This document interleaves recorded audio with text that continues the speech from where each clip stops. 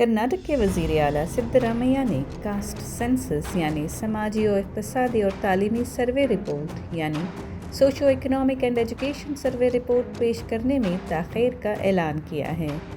ये रिपोर्ट 16 जनवरी को पेश की जानी थी। सिद्धरामैया ने कहा कि ये रिपोर्ट अब आइंदा काबिना के इजलास में पेश की जाएगी। ये सर्वे 2015 में सिद्धरामैया की पहली हुकूमत के दौरान शुरू किया गया था।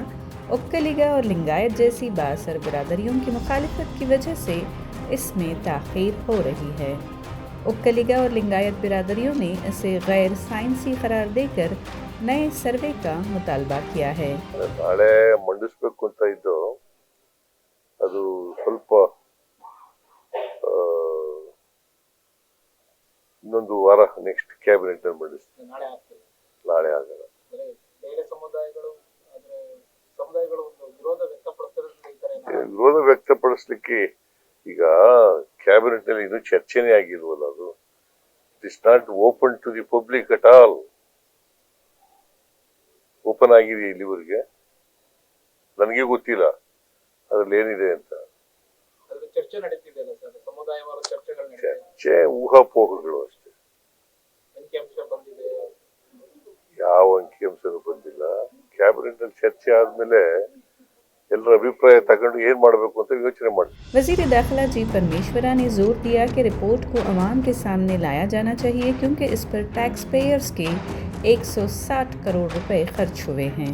ಸುಮಾರು 160 ಕೋಟಿ ರೂಪಾಯಿ ಖರ್ಚು ಮಾಡಿ ಸರ್ಕಾರದ ಹಣ, ಟ್ಯಾಕ್ಸ್ ಪೇಯರ್ಸ್ ಮನಿ ಖರ್ಚು ಮಾಡಿ ಒಂದು ವರದಿಯನ್ನು ಇವತ್ತು ಸರ್ಕಾರ ತರಿಸ್ಕೊಂಡಿದೆ. ಆ ವರದಿ ಪಬ್ಲಿಕ್ಗಾದರೂ ಆಗಬೇಕಲ್ಲ. ಡೊಮೇನಲ್ಲಿ ನೀವು ಆ್ಯಕ್ಷನ್ ಮಾಡೋದು ಆಮೇಲೆ, ಅದರ ಮೇಲೆ ಕ್ರಮ ತಗೊಳ್ಳೋದು ಬಿಡೋದು ಸರ್ಕಾರದ ವಿವೇಚನೆಯಲ್ಲಿ ಬಿಟ್ಟಿರ್ತಕ್ಕಂಥದ್ದು. ಅದರ ಸರ್ಕಾರದ ತೀರ್ಮಾನ ಅಂತಿಮವಾಗಿ. ಆದರೆ ಆ ಮಾಹಿತಿಯನ್ನಾದರೂ ಕೂಡ 160 ಕೋಟಿ ಖರ್ಚು ಮಾಡಿದ್ದು ಹಣದ್ದು ಮಾಹಿತಿ ಆದರೂ ಕೂಡ ಹೊರಗಡೆ ಬರಬೇಕಲ್ಲ.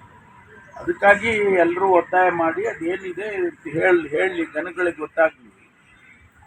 ಅದರ ಮೇಲೆ ನೀವು ತೀರ್ಮಾನಗಳು ಮಾಡೋದು.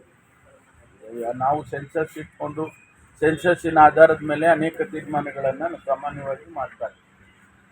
ಈ ವರದಿಯಲ್ಲಿ, ಜಾತಿ ಜನಗಣತಿ ವರದಿಯಲ್ಲಿ ಬರುವಂಥದ್ದು ಮಾಹಿತಿಯಿಂದ ಏನಾದರೂ ತೀರ್ಮಾನಗಳು ಮಾಡೋದು, ಅದು ಸರ್ಕಾರದಲ್ಲಿ ತೀರ್ಮಾನ ಆಗುತ್ತೆ. ಆದರೆ ಮಾಹಿತಿನೇ ಈಗ ನಾವು ಮಾಡ್ತಾ ಇರೋದೇನು ಅಂದರೆ ಮಾಹಿತಿಯನ್ನು ಹೊರಗಡೆ ತರುವಂಥದ್ದು. ತೀರ್ಮಾನಗಳು ಬೇರೆ ಬೇರೆ ರೀತಿಯಲ್ಲಿ ಆಗಬೇಕಾದ್ರೆ ಮುಂದಿನ ದಿನದಲ್ಲಿ कर्नाटक कांग्रेस के सदर और ओक्कलिगा बिरादरी से ताल्लुक़ रखने वाले नायब वज़ीर आला DK शिव कुमार भी दीगर चंद उज़रा के साथ एक मेमोरेंडम पर दस्तखत करने वालों में शामिल थे और ये मेमोरेंडम वज़ीर आला को पेश किया गया था, जिसमें गुजारिश की गई थी कि इस रिपोर्ट और इसके अदाद शुमार को मुस्तरद कर दिया जाए। ನಾವು ಜಾತಿ ಗಣತಿ ಮಾಡಬೇಕು, ಸೋಷಿಯಲ್ ಇಂಪ್ಯಾಕ್ಟ್ ಮಾಡಬೇಕು ಅನ್ನೋದು ನಮ್ಮ ಕಾಂಗ್ರೆಸ್ ಪಕ್ಷದ ನಿಲುವಿದೆ. ಇವತ್ತು ನಮ್ಮ ನಿಲುವು ಬದ್ಧ. ಆದರೆ ನಾವೇನು ಹೇಳ್ತಾ ಇದ್ದೀವಿ, ಕೆಲವೆಲ್ಲ ಶಾಸಕರು, ಲೀಡರ್ಗಳು, ಸಮಾಜದವರು ನಮ್ಮ ಮನೆಗಳಿಗೆಲ್ಲ ಬಂದಿಲ್ಲ, ಕೇಳಿಲ್ಲ, ಸ್ವಲ್ಪ ಸರಿಯಾದ ರೀತಿಯಲ್ಲಿ ವೈಜ್ಞಾನಿಕವಾಗಿ ಮಾಡಿ ಅನ್ನೋದು ನಮ್ಮ ಇದು. ಜನಸಂಖ್ಯೆ ಆಧಾರದ ಮೇಲೆ ಕೆಲವು ಸಂದರ್ಭದಲ್ಲಿ ತೀರ್ಮಾನ ಆಗಬೇಕು ಅನ್ನೋ ದೃಷ್ಟಿಯಿಂದ ಸಮುದಾಯಗಳು, ಎಲ್ಲ ಸಮುದಾಯಗಳು, ಈಗ ST ಅವರು ಓಡಾಡಿದ್ರು, ಪಂಚಮಶಾಲಿಯವರು ಓಡಾಡಿದ್ರು, ವೀರಶೈವರು ಓಡಾಡಿದ್ರು, ಒಕ್ಕಲಿಗರು ಓಡಾಡ್ತಾ ಇದ್ದಾರೆ, ಬೇರೆ SC ಲೆಫ್ಟ್ ಅವರು ಓಡಾಡ್ತಾ ಇದ್ದಾರೆ. ಅವ್ರವ್ರ ಜಾತಿ, ಅವ್ರವ್ರ ಸಮುದಾಯನ ಉಳಿಸ್ಕೊಳ್ಳೋಕ್ಕೆ ನಾಯಕರುಗಳು ಪಾರ್ಟಿ, ಪಕ್ಷ, ಭೇದ, ಧರ್ಮ ಎಲ್ಲ ಬಿಟ್ಟು ಅವ್ರು ಹೋರಾಟ ಮಾಡ್ತಾರೆ. ಹಂಗೆ ಒಕ್ಕಲಿಗರು ಮಾಡ್ತಾ ಇದ್ದಾರೆ. ತಪ್ಪೇನಿದೆ? ನೀವು ಸೈನ್ ಹಾಕಿರೋ ಒಂದು ಪತ್ರ CM ಕಳಿಸಿದ್ದಾರೆ. ಮಾಡಬಾರ್ದಾ? ಎಷ್ಟೋ ಮಿನಿಸ್ಟರ್ಗಳು ಮೀಟಿಂಗ್ಗಳಿಗೆ ಹೋಗ್ಲಿಲ್ವಾ?